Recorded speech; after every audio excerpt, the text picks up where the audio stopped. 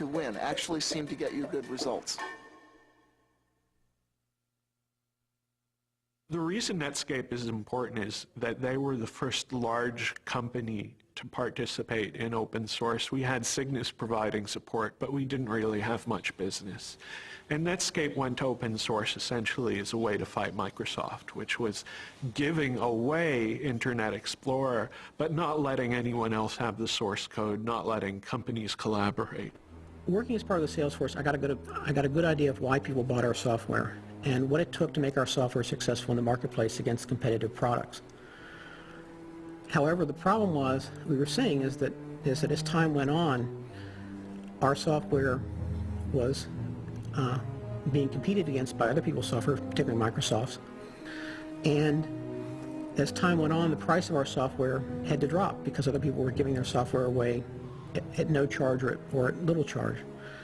Now, the real problem was that they feared that Microsoft would achieve a monopoly lock on the browser market, and they would then use that monopoly lock to pervert, actually, the HTTP and HTML standards that the web depends on.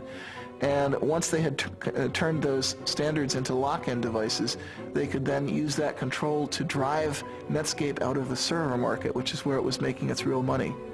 My concern was that as time went on, Netscape's business would be threatened by the fact that we didn't have enough people to do all the things we needed to do as a company in order to keep our software viable in the marketplace. The Netscape release happened in early 1998, and I was told later, I had no idea at the time, that it came about as a direct result of the right people having read The Cathedral and the Bazaar.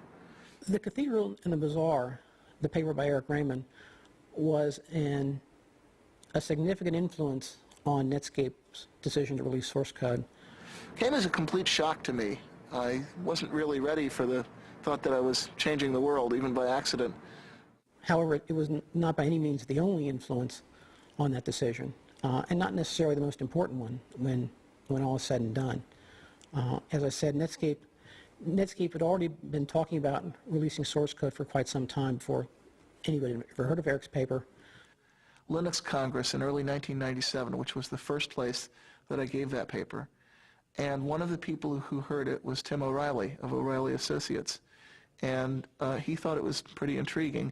And he asked me to give it at his first Perl conference, which was later that year in fall of '97.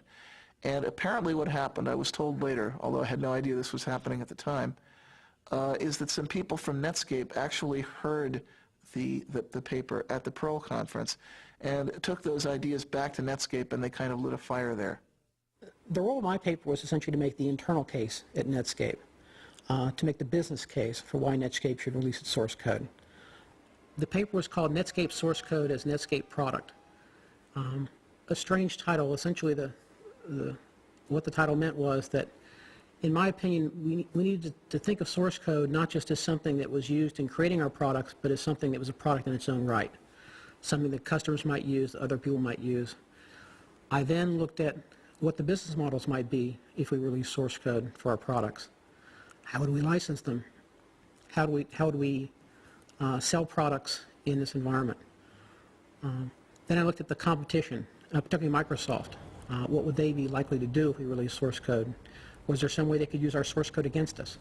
I used Eric's paper as an example of how distributed development could work, how a company could develop software not just using their own people, but also working with people on the internet. And that's why I included a reference to Eric's paper in my paper. Once my paper was circulated, the people who read my paper would naturally enough find a reference to Eric's paper and read that as well. And who was involved in making that happen at Netscape? Primarily, the person who made the actual decision was Jim Barksdale. And this turned out to be important later, that our big win, the big score that gave us mainstream visibility and credibility with investors, came not because of bottom-up evangelism from a bunch of engineers, but because one strategist at the top saw the potential power of this method and then essentially imposed that vision on everyone underneath him. When I completed the paper, I first gave a copy to Mark Andreessen, who was co-founder of Netscape and was at the time in the senior management team at Netscape. Mark then gave a copy of the paper to several other people within Netscape management, including Jim Barksdale. I'm not sure exactly when Jim and the other senior managers made the actual decision. I believe it was in early January sometime. Netscape actually announced that it was going to release the source code on January 22nd, at the same time that they released that they were going to give Communicator away for free. When Netscape decided to release the source code, people sort of got a wake-up notice that said, you know, hey, maybe there is something to this idea of releasing source code and doing development with people outside your company. So Netscape's decision brought a lot of public attention to the idea of free software, what became known as open source, and brought a lot of attention to the Linux operating system, which was one of the most prominent examples of open source software at that time.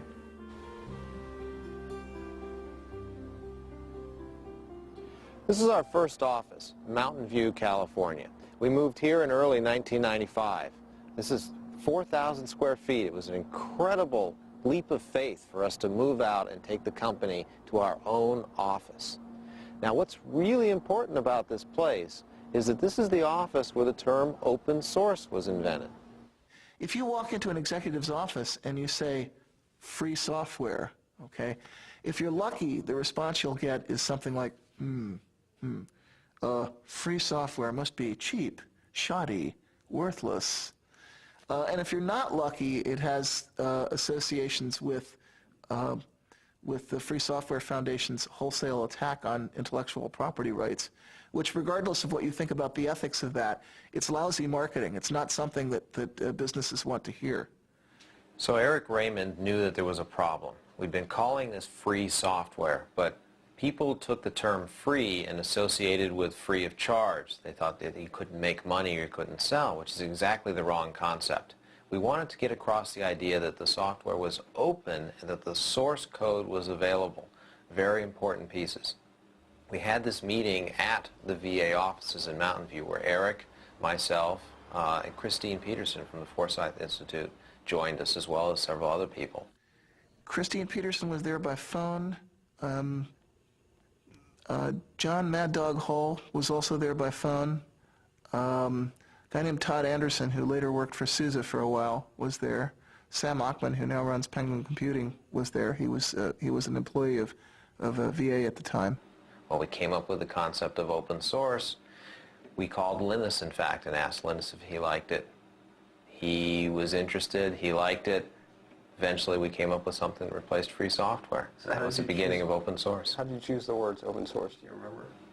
You know, I think Christine Peterson was the person who really came up with the idea. We wanted, again, the idea that the source code was out there and it was open. There weren't many choices. Well, since the first three recipients have spoken for the open source movement, I think I should speak about the free software movement. The open source movement focuses on practical advantages that you can get by having a community of users who can cooperate on interchanging and improving software. I agree completely with the points they make about that. The reason why my views are different, why I am in the free software movement rather than the open source movement, is that I believe there's something more important at stake, that freedom to cooperate with other people, freedom to have a community is important for our quality of life. It's important for having a good society that we can live in, and that is, in my view, even more important than having powerful and reliable software. But I think some of the people in the free software camp are a little scared by the commercialization. And, you know, of course, a rebel is put off by success. I think that commercialization is very important. We want to mainstream this software. And I work with Richard Stallman, who's the gray-haired man of free software, on a regular basis, and I don't feel I have any philosophical differences. Me as author of the open source definition, and he is originator of free software as an organized thing, except for one thing. Richard wants all software to be free, and I think that free software and non-free software should coexist. That's the only difference we have. We decided early on that what we needed a definition. We needed a kind of meta license to define the term open source. And